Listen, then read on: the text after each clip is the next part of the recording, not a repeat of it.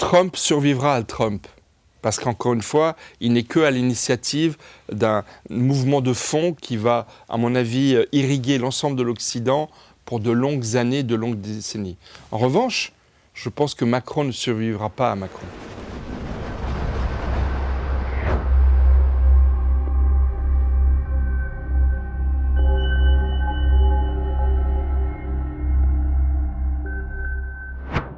Emmanuel Macron face aux nouvelles droites européennes. Comment analysez-vous la solitude politique d'Emmanuel Macron dans une Europe qui glisse vers des droites beaucoup plus radicales ? En fait, la solitude d'Emmanuel Macron en Europe, ce n'est pas la sienne uniquement. C'est celle de l'Union européenne, c'est celle d'une certaine idée de l'Europe fédéraliste qui imposerait ses normes et ses valeurs à tous les Européens. Alors ces valeurs, moi je suis d'accord, mais la façon dont chaque pays décide de les mettre en œuvre, ce n'est ni à Emmanuel Macron, ni à Mme von der Leyen, ni encore moins à la bureaucratie bruxelloise de le dicter à chacun des États membres de l'Union européenne. Donc il y a une réalité dans chaque pays est souverain, chaque pays de l'Union européenne a décidé de participer à l'Union, mais pas une Union qui est complètement dévoyée et qui est sortie, en fait, j'ai envie de dire, de son lit initial et de son champ initial qui était restreint à un projet économique et à un projet de valeur. Pourquoi Matteo Salvini et Viktor Orban ont fait d'Emmanuel Macron une de leurs cibles privilégiées ? Parce qu'Emmanuel Macron a rêvé, depuis qu'il est arrivé à l'Élysée en 2017, de remodeler l'Europe, de la façonner à son image. On se rappelle du grand discours de la Sorbonne, il y en a même eu 2 si je ne me trompe pas, et effectivement Emmanuel Macron a voulu faire évoluer l'Union européenne, mais ce n'est pas comme ça que ça marche. L'Europe, ce sont 27 États membres, c'est 27 souverainetés, et effectivement beaucoup de leaders européens n'ont peut-être pas apprécié cette tentative d'ingérence d'Emmanuel Macron. Mais encore une fois, derrière lui, c'est l'Union européenne qui veut s'ingérer trop dans les affaires intérieures de chacun des pays membres.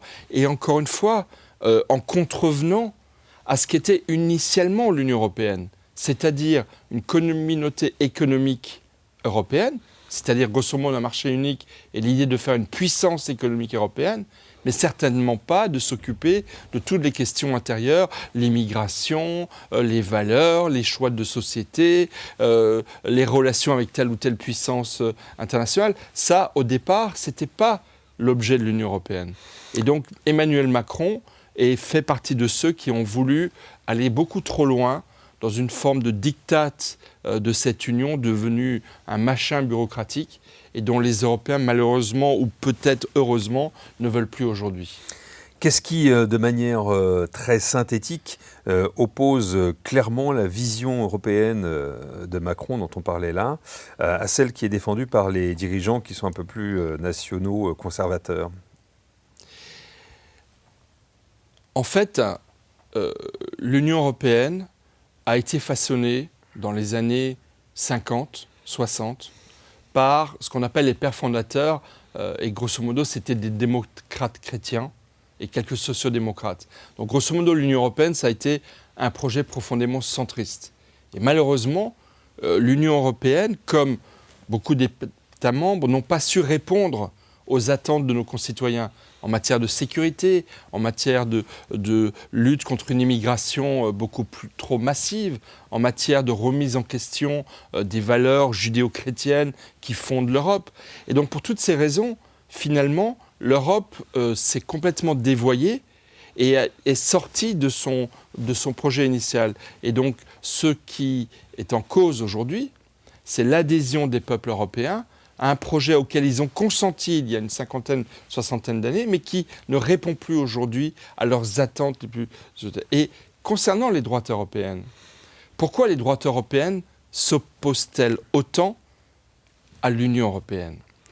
Parce qu'en fait, ce qui se passe, c'est que dans quelques pays, comme l'Italie, comme le président polonais, comme évidemment la Hongrie de M. Orban, vous avez des forces politiques de droite nationaliste qui poussent très fort.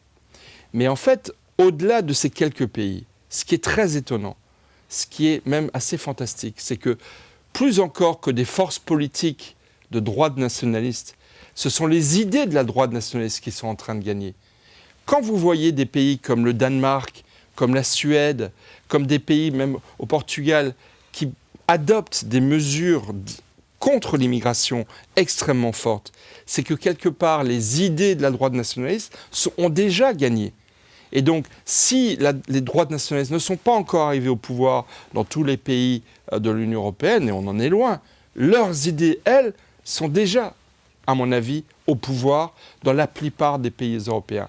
Et les seuls qui sont opposés à ces idées dites de la droite nationaliste, c'est l'Union européenne, c'est Madame von der Leyen, c'est Monsieur Emmanuel Macron. Parce qu'en fait, ils ne veulent pas consentir à ce que ce qu'attendent nos concitoyens, c'est quoi? C'est la sécurité, c'est le respect de leurs valeurs judéo-chrétiennes et le respect de l'autorité et de la vie en société. Et c'est aussi, il faut le dire, la peur, la crainte de voir monter un modèle islamo-gauchiste, communautariste, qui remet en question les valeurs fondamentales de l'Europe et auxquelles ils ne veulent évidemment pas participer et dont l'immigration massive est malheureusement une courroie de développement extrêmement forte. À propos d'immigration, d'ailleurs, Michel, et à propos de l'Italie plus particulièrement, pourquoi l'Italie s'est imposée comme le point focal du débat migratoire européen? Est-ce que c'est l'effet Lampedusa? Non, c'est l'effet Meloni. Ce n'est pas l'effet Lampedusa, c'est l'effet Meloni. Parce que Mme Meloni, qui est en France accusée d'être d'extrême droite, d'être fasciste, ce qu'elle n'est pas du tout, selon moi. Je rappelle que Mme Meloni, elle est pour l'Europe, elle est pour l'Ukraine, le soutien à l'Ukraine. Mme Meloni, elle est à la tête d'un État profondément humaniste, profondément attaché aux valeurs judéo-chrétiennes. Mais Mme Meloni, elle les cache aux Italiens. Elle leur a dit, on va maîtriser l'immigration, on va s'opposer à l'islamisation de notre société, mais en même temps, on va être très pragmatique. Pour des raisons économiques, on a besoin d'immigrer, et donc on va régulariser beaucoup d'entre eux. Elle a été très forte. 2 vagues de régularisation des immigrés, mais en accord notamment avec la Tunisie, dans le but de maîtriser les flux migratoires. Et Mme Meloni, elle applique en Italie une doctrine dont moi, personnellement, je rêve pour la France et pour l'Europe. C'est une doctrine de l'immigration 100% choisie. C'est-à-dire, oui à l'immigration, mais à des immigrés dont on a besoin, qui veulent bien venir en Europe en respectant nos valeurs, nos traditions et nos coutumes et nos règles. Et évidemment, dès qu'un immigré ne respecte pas, viole la loi, commet un délit, un crime, eh ben, il rentre chez lui. Mais Mme Meloni, elle a eu le courage de ses valeurs, de ses convictions. Et elle a simplement répondu aux attentes de ses concitoyens italiens. Et résultat, elle est populaire. Donc Mme Meloni est en train de devenir la grande leader européenne. Et pour moi, elle n'est pas d'extrême droite. Elle est effectivement d'une droite nationaliste, mais d'une droite nationaliste pro-italienne et pro-européenne. Et donc je dis bravo Mme Meloni. Et j'attends avec beaucoup d'impatience qui sera le Meloni français dans les mois et les années qui viennent. Concernant la Roumanie et une forme d'adhésion à l'Europe, quoi qu'il, Georges Simeone évoque souvent l'influence négative française, le rôle de Bruxelles, mais ne rejette pas l'Europe pour autant. Qu'est-ce qui, dans la progression de Georges Simeone, inquiète tant les institutions européennes? Vous me parlez de la Roumanie. Moi, je connais plusieurs pays d'Europe de l'Est, mais il y en a un que je connais plus particulièrement, la Bulgarie, où j'ai beaucoup milité pour la libération des infirmières bulgares et du médecin palestinien condamné à mort en Libye dans les années 2000.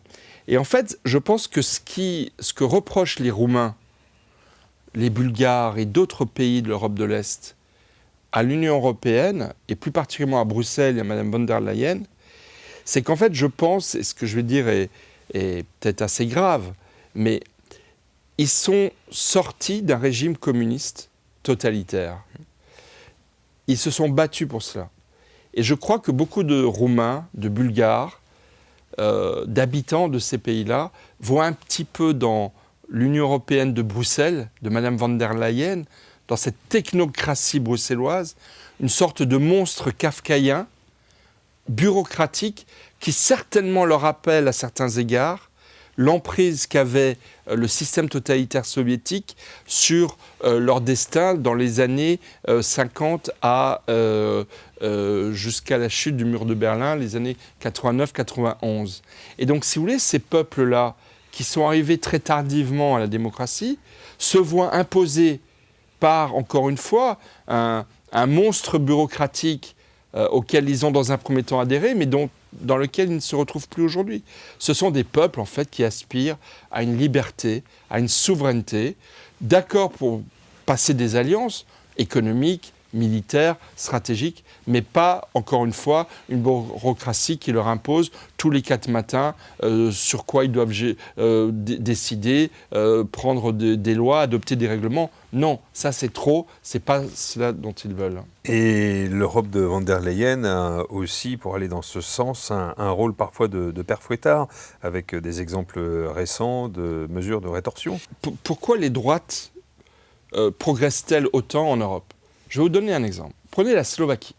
La Slovaquie, c'est un petit pays au milieu de l'Europe qui s'est vu ouvrir une procédure de sanction par Bruxelles il y a quelques jours parce que l'Union européenne, Bruxelles, Mme von der Leyen, reproche à la Slovaquie d'avoir adopté souverainement une réforme constitutionnelle qui remet notamment en question les droits, partiellement, les droits des LGBT. Mais est-ce que c'est à Bruxelles de s'occuper des questions de société dans un pays souverain ? Est-ce que c'est à Bruxelles de dire aux Slovaques, aux Italiens, aux Roumains, aux Polonais, aux Français, comment ils doivent gérer ce genre de questions sociétales ? Je ne le pense pas.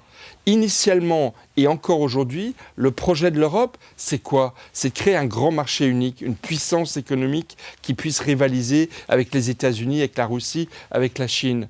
C'est d'éventuellement constituer une défense commune sur des enjeux géostratégiques majeurs, notamment pour nous protéger contre une immigration massive. Mais l'Europe n'a pas à s'occuper de tout, et surtout pas des choix de société souverains des États. Donc la Slovaquie, moi j'ai envie de la soutenir parce qu'elle n'a pas à répondre sur des questions qu'on peut ne pas partager. Moi je ne suis pas d'accord avec le choix de la Slovaquie, mais je tiens à ce qu'il puisse rester souverain et à défendre librement les choix qui sont faits au niveau constitutionnel. Vous parliez, Michel, des États-Unis, de son influence. Par rapport au Trumpisme, on se rend compte que certains pays d'Europe et certains acteurs européens, de Salvini à la nouvelle présidence polonaise, adhèrent au mouvement MAGA, de là même à promouvoir le mouvement méga en Europe centrale notamment. Est-ce qu'il y a une vraie filiation idéologique entre le mouvement MAGA américain et le mouvement méga européen ? Alors vous savez, depuis que les États-Unis sont devenus la première puissance mondiale, avec les 2 guerres mondiales, il y a beaucoup de choses qui viennent des États-Unis et qui irriguent la culture européenne. Ça va des westerns à une boisson gazeuse que tout le monde connaît. Et donc ce n'est pas la première fois que les États-Unis, encore une fois, influencent notre destin. Mais oui, Trump, pour moi, ce n'est pas un phénomène qu'américain. Trump, c'est un phénomène occidental. Trump existe parce que l'Occident se sent en danger. Et quand je dis l'Occident, c'est les États-Unis, c'est l'Europe, c'est le Chili qui est sur le point de basculer politiquement, c'est l'Argentine de M. Milei, c'est tous ces pays occidentaux qui ont en partage quoi ? La liberté et le respect de leurs valeurs historiques judéo-chrétiennes. Et parce que ces valeurs et cette liberté sont aujourd'hui remises en question, attaquées de toutes parts par des pays du Sud, dits du Sud global, eh bien, les peuples européens, comme aux États-Unis, se rebellent et se soulèvent. Et Donald Trump, il est le résultat de cette révolte néoconservatrice, libérale, qu'on peut dire de droite nationaliste, mais qui est beaucoup plus fondamentalement un réveil et une révolte de l'Occident qui veut rester ce qu'il est, ce qu'il a toujours été. Et donc, effectivement, vous prenez par exemple la Pologne, la Pologne, c'est un pays qui regarde beaucoup vers les États-Unis. La Pologne, c'est un très grand pays européen. C'est le plus grand pays de l'Europe de l'Est. Un pays dont il faut saluer le destin, qui a été dans l'histoire souvent très secoué. D'ailleurs, moi je suis d'origine polonaise, donc c'est un pays auquel je tiens beaucoup. Mais la Pologne, si la Pologne regarde plus du côté de Donald Trump que du côté de Mme von der Leyen, c'est pas pour rien. C'est parce que les Polonais se disent que pour défendre leurs valeurs judéo-chrétiennes, pour défendre leurs intérêts économiques, ils ont peut-être plus de soutien à trouver auprès de Donald Trump que de l'Europe. Moi, ce que je pense, c'est que c'est les deux qui vont aider la Pologne à exister. Mais je comprends très bien pourquoi la Pologne regarde du côté de Donald Trump. Et est-ce que vous pensez, Michel, que ce rapprochement idéologique du moment, le Trumpisme lié à Trump, peut s'inscrire dans la durée, dans l'après-Trump? Est-ce que l'influence va perdurer? Je pense que Donald Trump est bien plus que lui-même. Je pense qu'il est le symbole d'un mouvement de fond qui traverse non seulement les États-Unis, mais l'ensemble de l'Occident. Et lui, il n'est qu'à l'origine, j'ai envie de dire, d'un mouvement mondial dans l'ensemble de l'Occident qui, encore une fois, de défendre ses valeurs profondes. Donc, dès Donald Trump, à mon avis, il va y en avoir beaucoup. Milley, déjà, c'est une forme de Donald Trump. À sa manière, Mme Meloni, c'est une forme de Donald Trump européenne. D'ailleurs, elle s'entend très bien avec Donald Trump. Donc effectivement, je pense qu'on est au début d'une nouvelle époque que j'appelais une époque du réveil de l'Occident, qui veut revenir à ses valeurs fondamentales, qui sont grosso modo pour moi judéo-chrétiennes d'un côté, et du libéralisme économique, bien entendu, c'est-à-dire pas d'ouvrir les frontières tous azimuts. Pour moi, le libéralisme, ça n'a jamais été ça. C'est même plutôt le contraire. C'est la liberté de créer un marché économique européen très puissant qui sache se protéger contre les autres puissances, comme les États-Unis savent le faire avec cette guerre des droits de douane qu'ils ont imposée. Mais je vais vous dire, l'Europe de la Pologne, l'Europe de l'Italie, l'Europe de la Roumanie, l'Europe de la France, l'Europe, la vraie Europe, elle est capable de tenir tête, même à Donald Trump. Parce que entre le MAGA et le méga, ça ne va pas être simple. Je pense que Donald Trump, il a une perception de l'Europe qui n'est pas forcément dans nos intérêts. En revanche, on partage des valeurs communes. Mais au niveau business, au niveau économique, ce que l'Europe ne sait peut-être pas suffisamment, c'est qu'en mutualisant plus nos moyens économiques, on pourrait davantage tenir tête à nos amis américains dans l'intérêt de tout le monde à la fin, mais sans forcément passer par, encore une fois, une bureaucratie bruxelloise qui n'a plus le sens de nos intérêts. Trump survivra à Trump. Parce qu'encore une fois, il n'est qu'à l'initiative d'un mouvement de fond qui va, à mon avis, irriguer l'ensemble de l'Occident pour de longues années, de longues décennies. En revanche, je pense que Macron ne survivra pas à Macron.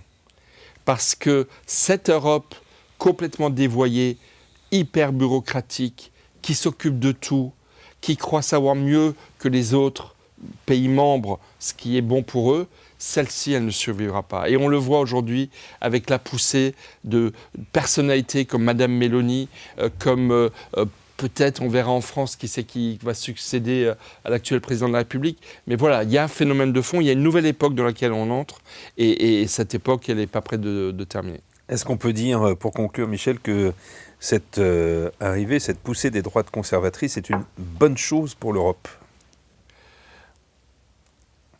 En fait, ce qui est une bonne chose pour l'Europe, c'est finalement pas tellement la question de la poussée des droites européennes, mais c'est la poussée des valeurs que porte la droite européenne. Et encore une fois, quand je vois certains pays, même sociodémocrates, adopter des programmes, regardez le Royaume-Uni, regardez le Premier ministre britannique, qui est un travailliste, et qui adopte une politique en matière d'immigration extrêmement dure. Donc c'est cela qui, moi, m'intéresse, parce que les peuples européens se réveillent, et se réveillent en se disant, mais qu'est-ce qu'on a fait pendant 20 ou 30 ans pour laisser venir à nous tellement de personnes qui nous détestent, venir à nous des concurrents comme la Chine, qui sont en train de détruire nos industries. Vous voyez ce qui se passe dans l'automobile avec les voitures électriques, alors qu'on avait une industrie extraordinaire. Il y a 10 ans, on avait 10 ans d'avance. Aujourd'hui, l'Europe a 10 ans de retard sur l'industrie chinoise. Qu'a fait l'Europe? Qu'a fait Bruxelles? Qu'a fait Mme von der Leyen? Qu'a fait Emmanuel Macron? Donc il y a actuellement un réveil des peuples européens qui, je l'espère, vont réussir à s'allier pour redonner à l'Europe, et chacun dans son pays à sa place, une souveraineté nationale et européenne qui permettra enfin à l'Europe finalement d'accomplir son projet initial qui était de créer une puissance économique européenne et des alliances géostratégiques pour faire face aux concurrences des grands empires qui ont émergé, États-Unis, Chine, Russie, pays du Sud. Donc c'est vraiment Make Europe Great Again. Oui, Make Europe Great Again, avec encore une fois une remise en avant des souverainetés nationales, avec des alliances stratégiques. Pour moi, un peu l'Europe, et pourtant j'ai été, étant jeune, fédéraliste européen, et à certains égards, je le reste encore dans l'esprit. Mais pour moi, le modèle d'Airbus, c'est un très bon modèle pour l'Europe. Airbus, c'est la plus grande compagnie mondiale en matière aérienne. Mais Airbus, c'est quoi? Ce n'est pas une décision de Bruxelles. C'est une alliance entre certains États souverains, dont la France et l'Allemagne, qui ont décidé de construire Airbus. Extraordinaire. Donc appliquons ce modèle dans de nombreux domaines et puis défendons les intérêts de nos concitoyens. C'est le plus important.